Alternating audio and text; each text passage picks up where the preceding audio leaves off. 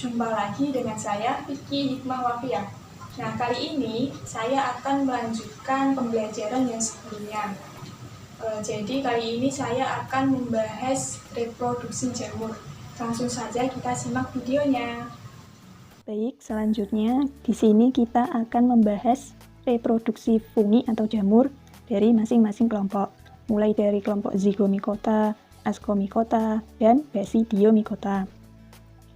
Oke, ini adalah gambaran umum tahap reproduksi jamur secara seksual. Langsung saja untuk tahap pertama yaitu mating hifa, yaitu hifanya berpasangan. Jadi nanti ada hifa positif dan ada hifa negatif. Setelah hifanya berpasangan, kemudian tahap selanjutnya yaitu penyatuan plasma, atau istilahnya adalah plasmogami. Nah, plasmogami ini kan baru penyatuan plasma, jadi nukleusnya belum menyatu. Nah, plasmogami ini hasilnya yaitu biasanya disebut dikaryotik. Itu untuk kelompok Ascomycota dan Basidiomycota. Hasil dari plasmogami ini akan membentuk tubuh buah. Untuk kelompok Ascomycota disebutnya ascocarp, sedangkan untuk yang Basidiomycota disebutnya basidiocarp. Nah, basidiocarp ini tubuh buah yang biasanya kita konsumsi ya. Berbeda lagi dengan kelompok Zygomicota. Biasanya disebut dengan dia tidak membentuk tubuh buah dan disebutnya sebagai heterokaryotik. Oke, selanjutnya tahap selanjutnya yaitu karyogami atau penyatuan inti sel. Penyatuan inti sel ini tadi yang dari N plus N menjadi 2N atau diploid. Setelah mengalami penyatuan inti sel, tahap selanjutnya yaitu mengalami meiosis. Dari yang 2N atau diploid tadi menjadi N atau haploid. Setelah meiosis, tahap yang terakhir yaitu sporanya langsung akan menyebar dan germinasi atau berkecambah membentuk hifa baru.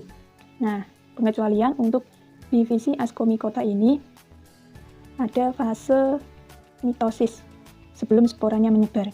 Jadi setelah meiosis, proses meiosis, dia pada divisi Ascomycota dia akan mengalami fase mitosis terlebih dahulu. Kemudian barulah dia sporanya akan menyebar dan germinasi. Jadi seperti itulah gambaran umum reproduksi jamur dari setiap divisi atau kelompok. Yang membedakan hanyalah pada divisi Ascomycota terdapat tambahan fase yaitu fase mitosis. Oke, selanjutnya kita bahas reproduksi dari kelompok Zygomicota. Nah, untuk reproduksi secara aseksualnya itu tidak terlalu rumit ya. Bisa kalian lihat di layar. Untuk reproduksi aseksualnya, spora dibentuk di dalam sporangium yang terletak di ujung-ujung hifa. Jadi sporanya dibentuk di dalam sini. Nah, setelah matang, sporanya akan pecah dan dispersal atau menyebar. Kemudian bergerminasi atau berkecambah membentuk hifa baru atau miselium. Seperti itu kira-kira reproduksi aseksualnya. Sekarang kita bahas reproduksi secara seksualnya. Seperti yang telah saya jelaskan sebelumnya, tahap pertama yaitu mating hifa. Hifanya berpasangan. Ini ada hifa positif dan hifa negatif. Nah, setelah hifanya berpasangan, kemudian tahap selanjutnya yaitu apa? Plasmogami. Plasmogami atau penyatuan plasma ini, plasmanya menyatu. Seperti ini. Ini plasmogami, plasmanya menyatu. Setelah terjadi plasmogami, terbentuklah zygospora. Ini adalah zygosporangium. Terbentuk zygospora tadi yang disebut heterokaryotik. Selanjutnya yaitu tahap karyogami. Setelah plasmogami, karyogami yaitu penyatuan inti.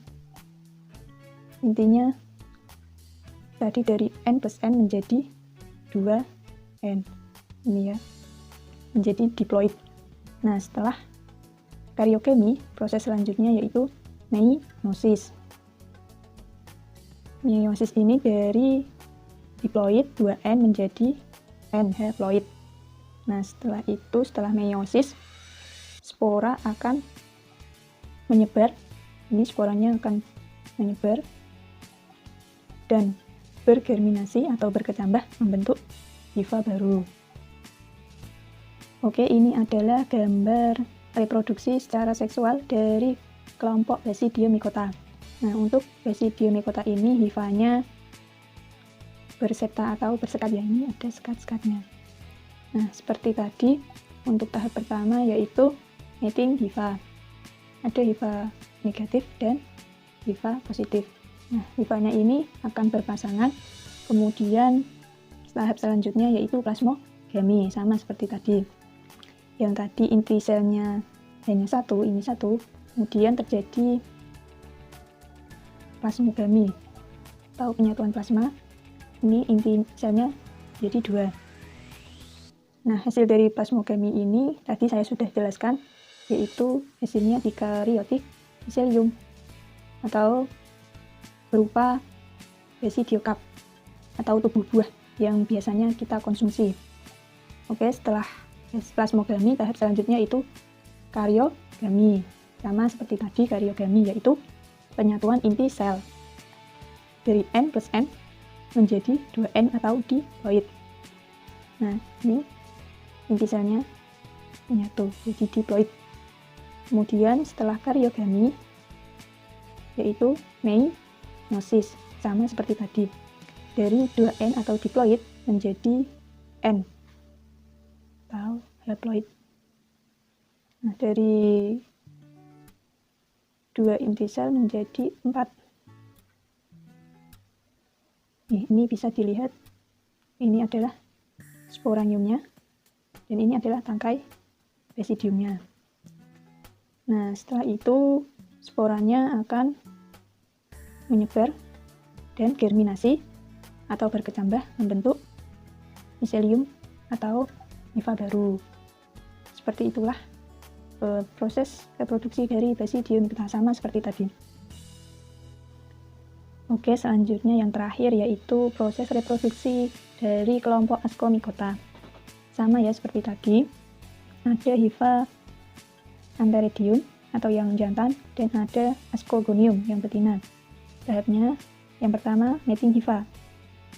Hifanya berpasangan. Setelah berpasangan, tahap selanjutnya yaitu plasmogami atau penyatuan plasma. Ini plasmanya dari antheridium berpindah ke Ascogonium. Nah, dari plasmogami ini menghasilkan hifa dikariotik. Hifa dikariotik ini berupa ascokarp atau tubuh buah, seperti yang telah saya jelaskan tadi. Nah, setelah plasmogami, tahap selanjutnya yaitu karyogami. Yang dalam satu hifa ini terdapat askus. Askus ini ada 2 inti sel, di karyotik ini ada 2 inti sel. Nah, setelah mengalami karyogami atau penyatuan inti sel, ini inti selnya menjadi diploid atau 2N.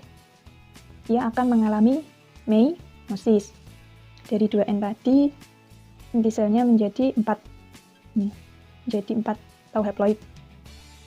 Nah, setelah meiosis, dia akan mengalami mitosis. Ada tahapan tambahan dari kelompok Ascomycota, yaitu dia mengalami mitosis dari 4 inti sel menjadi 8. Nah, setelah itu barulah spora ini, ascosporanya, dia akan menyebar, germinasi dan bergerminasi atau berkecambah membentuk hifa baru. Seperti itulah proses reproduksi dari jamur. Semuanya hampir sama, hanya ada tambahan mitosis saja, proses mitosis pada jamur Ascomycota. Jadi begitulah kira-kira proses reproduksi pada masing-masing kelompok jamur. Prosesnya hampir sama semua ya, hanya saja ada beberapa istilah yang berbeda dan ada fase tambahan, yaitu fase mitosis pada kelompok jamur Ascomycota. Jadi prosesnya yang pertama apa? Mating hifa, kemudian plasmogami, lalu karyogami, kemudian meiosis, dan yang kelima ada tambahan fase yaitu mitosis pada kelompok Ascomycota. Kemudian barulah sporanya akan menyebar dan berkecambah membentuk pupa baru.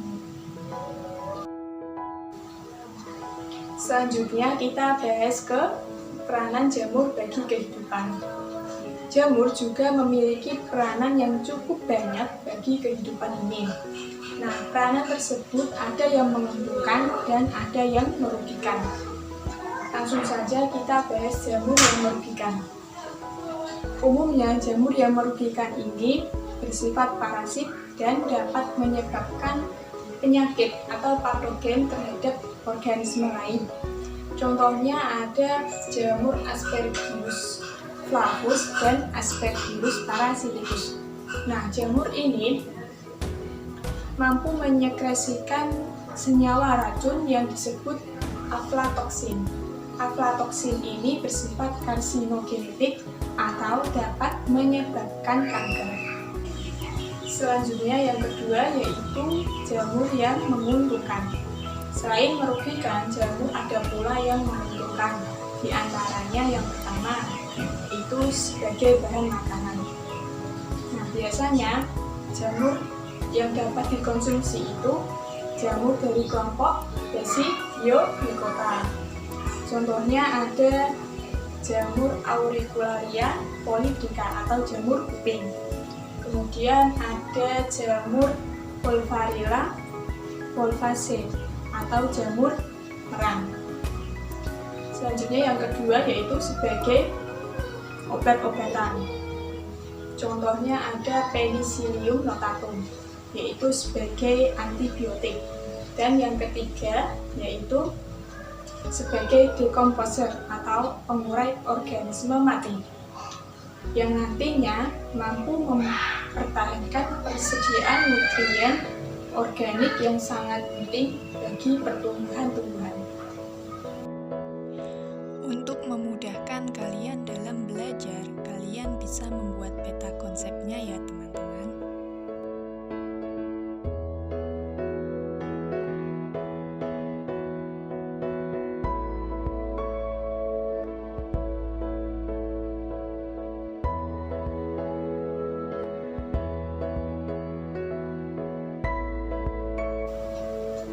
Demikian pembelajaran kita hari ini. Mari kita akhiri dengan bacaan hamdalah bersama-sama. Alhamdulillahirabbil alamin. Sekian dari saya, kurang lebihnya mohon maaf. Wassalamualaikum warahmatullahi wabarakatuh.